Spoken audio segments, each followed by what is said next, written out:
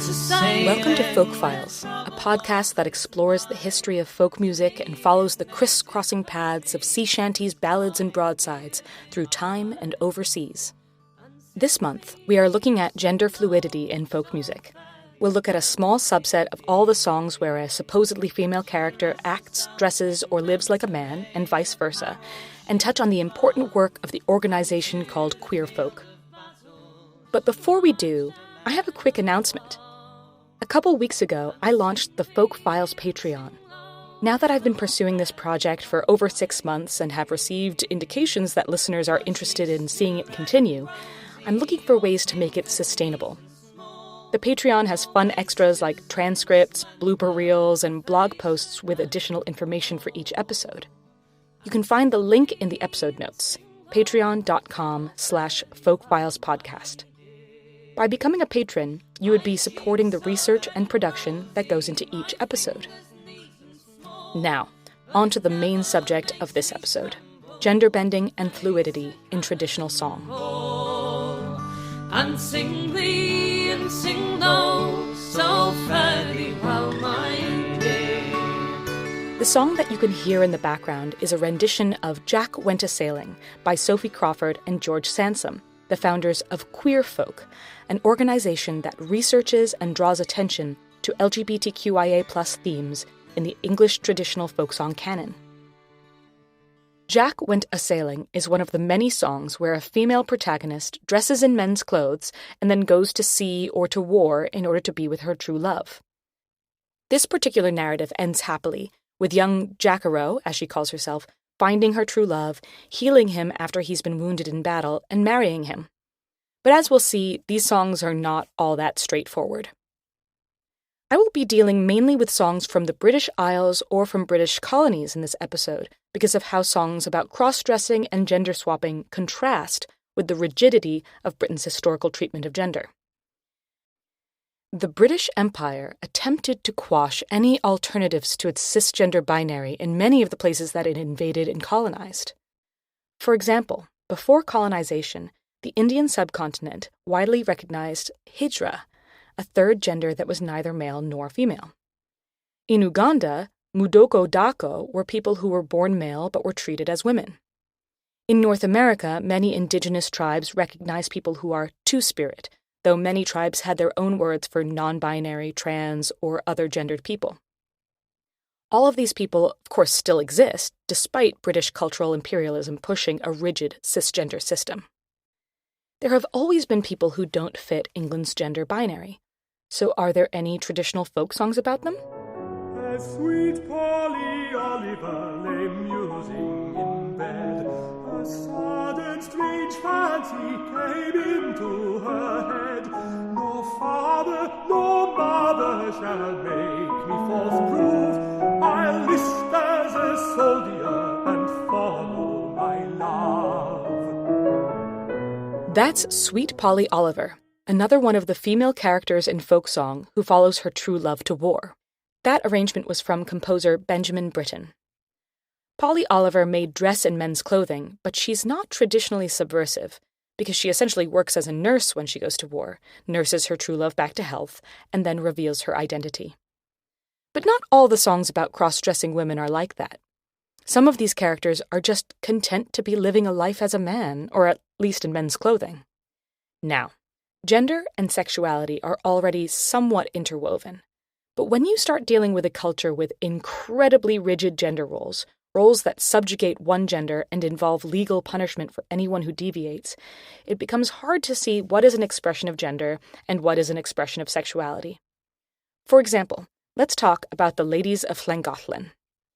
Two 18th century Irish aristocrats, Sarah Ponsonby and Eleanor Butler, decided to live together in order to escape unwanted engagements. They moved to Wales, dressed in men's clothing, and became known as the Ladies of Llangollen. If Sarah and Eleanor dressed in men's clothing today, it would be reasonable to assume they were genderqueer in some way. But in a time when women's clothing was more restricting and impractical than men's, it's just as likely that they were two women chafing against societal norms. What seems clear is that because the ladies of Llangollen were uninterested in attracting men's attention, they were able to express their gender however they wished.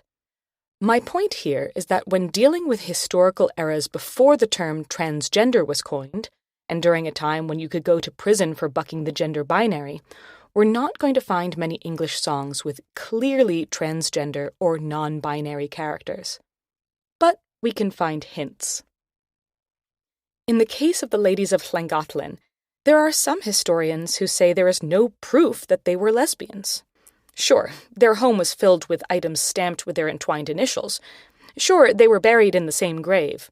Sure, they named their dog Sappho, but there's no proof. To that, I and the founders of Queer Folk would say, where's the proof that they were straight? That's the main goal of Queer Folk, to change the lens through which we look at folk music. For a long time, folk music of the British Isles was recorded and collected through a very heterosexual cisgender lens. For example, I mentioned Morris dancing in the last episode. There is a subset of Morris dancing called Molly dancing, which was said to have originated with 19th century ploughboys. At least one of the dancers, called the Molly, would be a ploughboy dressed as a woman. So you could see it as an early form of rural drag.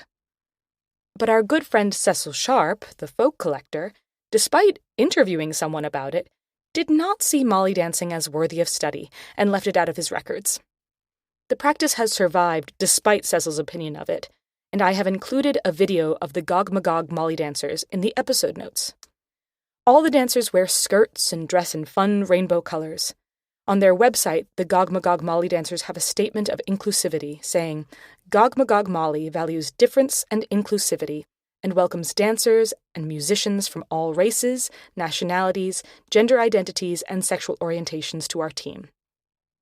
For now, here's a bit of the audio from their video.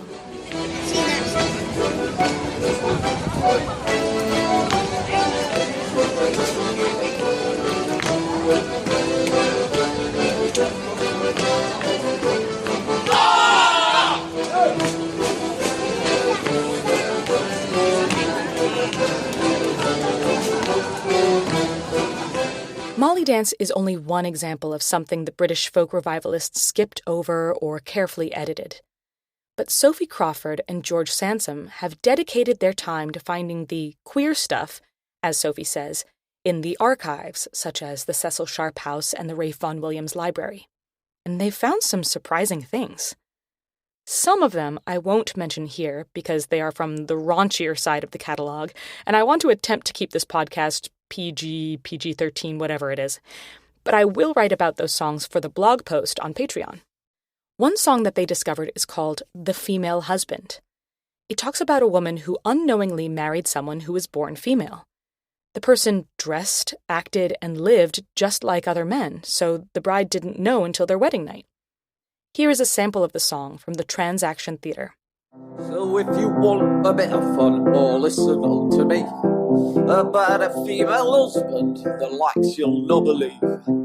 Such a thing you'll never see or dream in your whole life. That's two females wedded as spouse who lived as man and wife. Until one day she'd had enough, an unpaid slave for years. She sought out how to get her dues with nothing left to lose. She went to see... Unfortunately, as you might have heard from that snippet, the female husband is not depicted in a good light.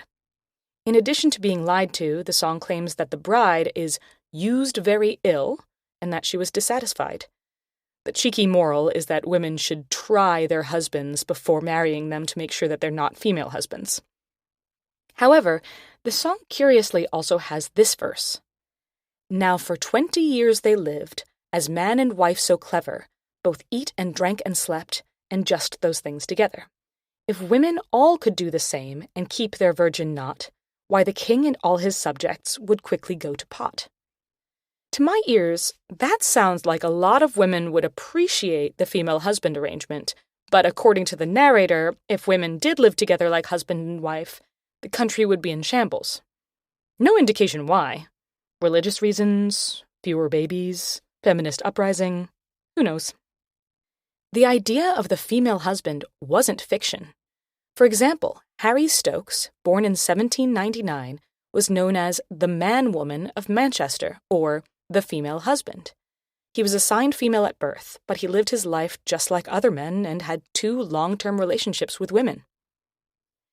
One of the first songs that Sophie Crawford heard that made her want to start looking for more queer themes in folk music also talks about how women might prefer to live with each other rather than male husbands.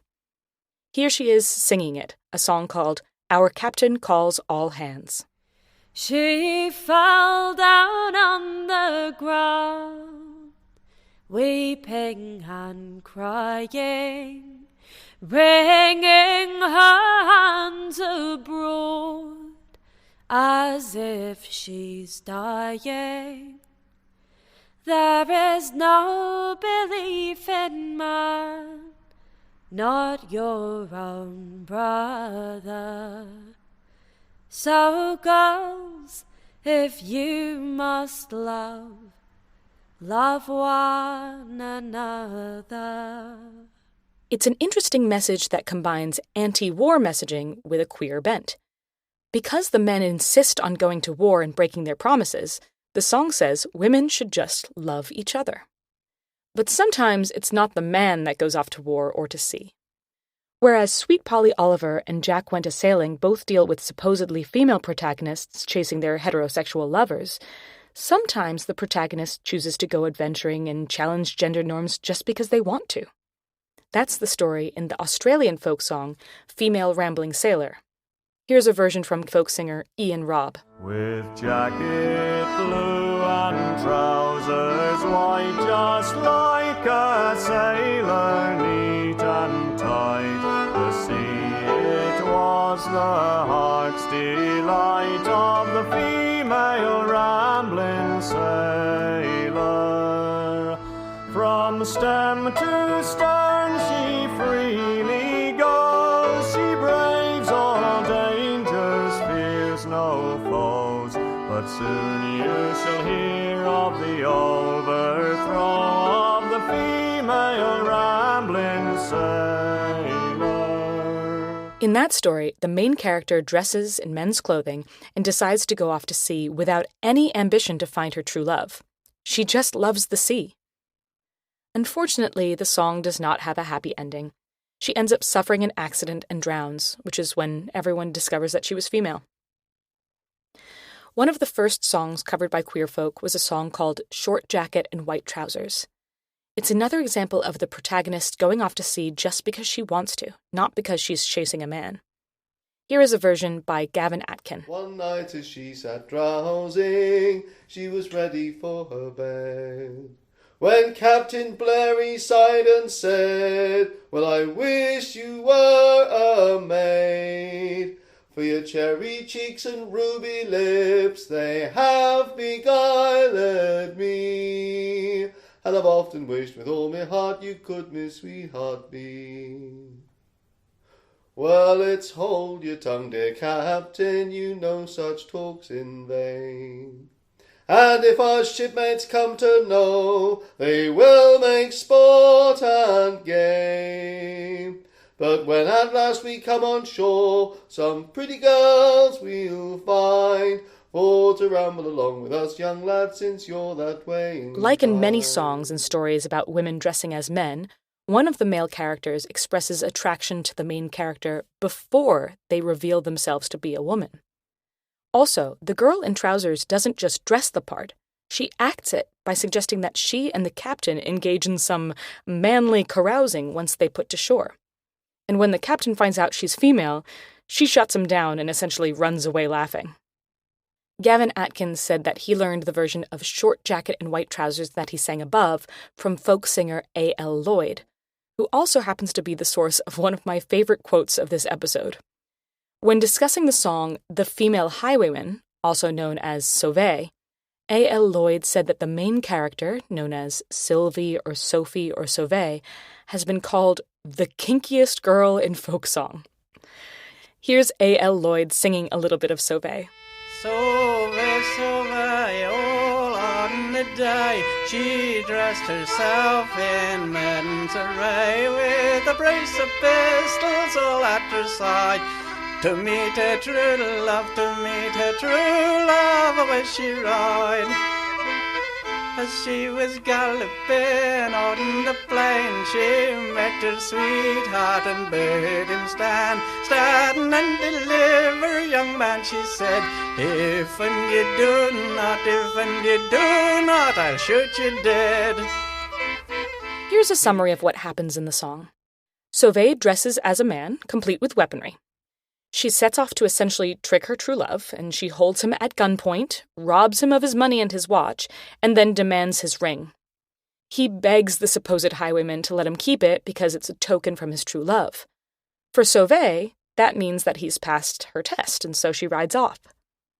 The next morning, after apparently having a lover's tryst in the garden, he sees his watch and money next to her clothes and realizes that she was the highwayman all along. Now, I'm going to disagree with A.L. Lloyd. Given that Sauvé's true love did not consent to being held at gunpoint and playing this weird game with her, I would call her unhinged rather than kinky. But this song is interesting for other reasons besides its outlandish heroine.